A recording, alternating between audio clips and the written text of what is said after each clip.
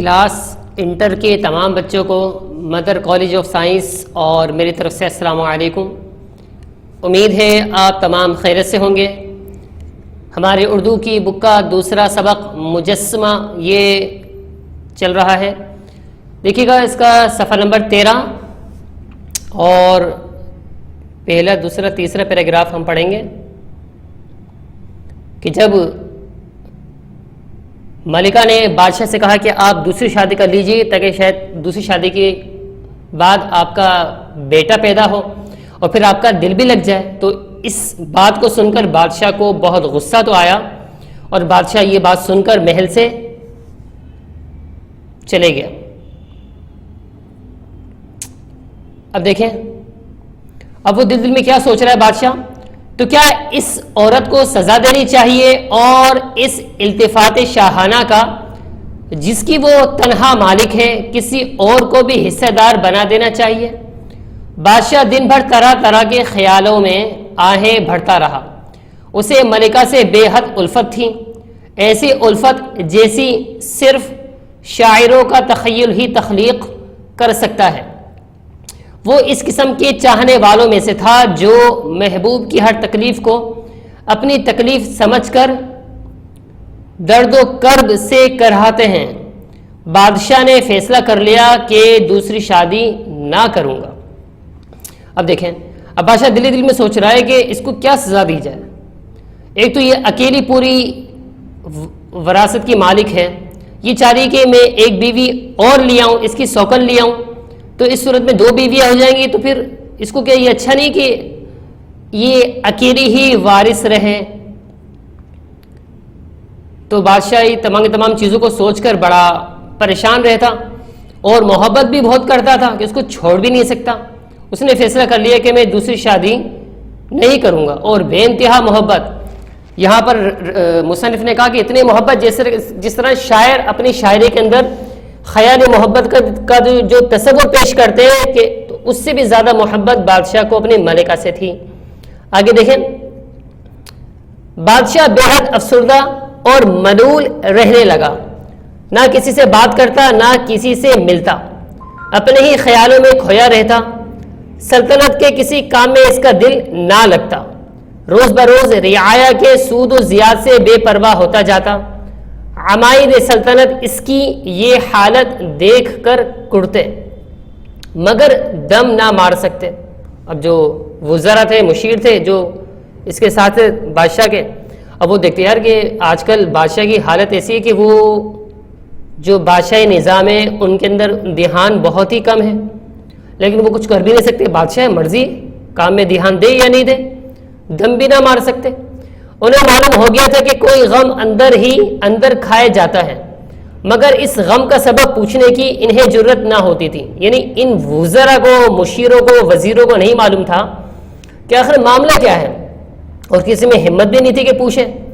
وہ اس کا دل بہلانے کے لیے اسے سیر و شکار کو لے جاتے، شمشیر زنی اور نبرد آزمائی کے اکھاڑے منعقد کراتے۔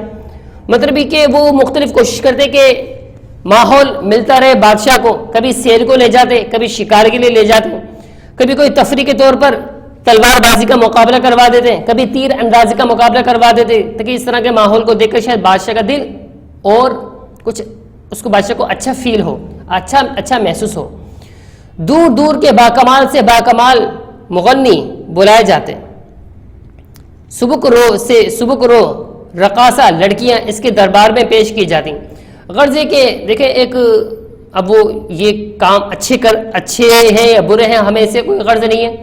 یہاں پر بہرحال مصنف یہ کہہ رہے ہیں کہ جو ان کے وزیر مشیر تھے انہوں نے ہر ممکن کوشش کی کہ بہترین سے بہترین گانے والے اور ڈانس کرنے والے لڑکیاں وہ پیش کی جاتی تاکہ بادشاہ کا دل بہل جائے، لیکن اس قسم کے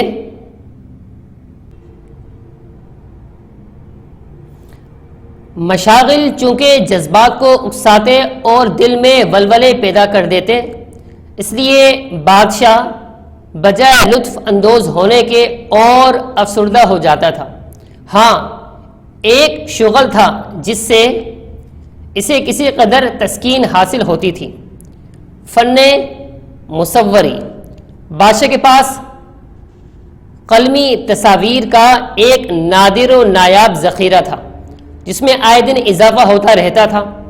بادشاہ کی صنعت پرستی اور قدردانی کے چرچے دور دور تک پھیلے ہوئے تھے، چنانچہ جوان تو جوان، بوڑھے اور نحیف صناع بھی قدردانی کے بھروسے پر ہزاروں میل کا سفر طے کر کے آتے اور اپنی محنت کی داد امیدوں سے بڑھ کر پاتے تھے۔ یعنی یہاں پر یہ بتا رہے مصنف کہ کسی بھی طرح سے بادشاہ کا دل لگ نہیں رہا تھا، نہ سیر سے، نہ شکار سے، نہ مصور ایک طرح سے میں کہوں گا کہ نہ گانے وغیرہ سے، اور نہ لڑکیوں کے ناچ وغیرہ سے، مطلب اس طرح کی چیزوں سے، اور اس کا دل اداس ہی ہو رہا تھا۔ تو یہاں پر اب مصنف کہہ رہے کہ ہاں ایک کام ایسا تھا کہ جہاں پر بادشاہ کا دل بڑا لگتا تھا، اور وہ تھا پینٹنگ، ہاتھ کی بنائی ہوئی تصویریں۔ اب وہ ہاتھ سے بنی ہوئی کسی پیپر پر تصویر ہو، یا پھر باقاعدہ کوئی پتلا ہو جو باقاعدہ کسی نے مٹی سے بنایا ہو یا کسی اور چیز سے بنایا ہو، تو بادشاہ کو اس طرح کی چیزیں بہت پسند تھیں۔ کہہ رہے جوان تو جوان جو بوڑھے تھے وہ بھی باقاعدہ اپنی اس طرح کی چیزیں، اپنے ہاتھوں سے بنی ہوئی چیزیں بادشاہ کے دربار میں لے کر آتے، اور جو ان کو امید ہوتی، امید سے زیادہ ان کو بادشاہ سے حوصلہ افزائی، پیسے یا جو بھی انعام مقصود ہوتا وہ ان کو ملتا۔ ایک روز ایک بوڑھا سنگ تراش ایک مرمری مجسمہ لیے ہوئے بادشاہ کے حضور میں پیش ہوا۔ ایک حسین عورت کی شبیہ تھی، صنعت کا نادر ترین نمونہ۔ معلوم ہوتا تھا کسی وارفتہ مزاج ساحر نے پتھر کے ایک بے جان ٹکڑے میں عشق کا گرم سانس پھونک کر اسے حیات دوام بخش دی ہے۔